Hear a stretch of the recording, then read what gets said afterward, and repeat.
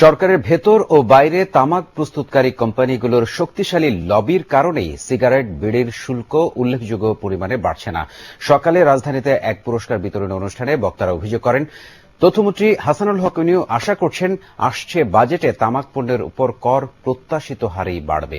বিস্তারিত জিএম হাসানের রিপোর্টে। তামাকের উপর কর বাড়াও, রোগ মৃত্যুর হার কমাও, এ প্রতিপাদ্যে আগামী 31শে মে বিশ্বব্যাপী পালিত হবে বিশ্ব তামাক মুক্ত দিবস।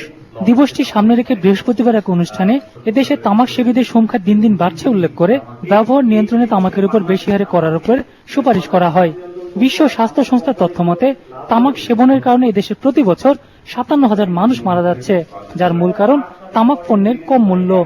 আমাদের সরকার এটা বিবেচনা করবে যে সম্পূরক কর কিভাবে বাড়ানো যায়, নিম্ন স্তরের সিগারেটের স্ল্যাবটা বাতিল অথবা সেখানে উচ্চ কর হার আরোপ করে ধূমপানকে নিরুৎসাহিত করা। ধূমপান না করেও মহিলা ও শিশুরা নীরবে ক্ষতির শিকার হচ্ছেন। এই বিষয়ে সচেতনতা বাড়ানোর উদ্যোগের কথা জানালেন মহিলা ও শিশু বিষয়ক প্রতিমন্ত্রী মেহের আফরোজ চুমকি। পরিবারের সন্তানদের প্রতি মায়েরা যেন আরো সচেতন হন, তারা যেন এইসব থেকে নিজেদের বিরত রাখে, সেই বিষয়গুলোকে আমরা বিশেষভাবে দৃষ্টি দিয়ে আলোচনার সব প্রচার প্রচারণে আমরা অংশগ্রহণ করার চিন্তা করছি।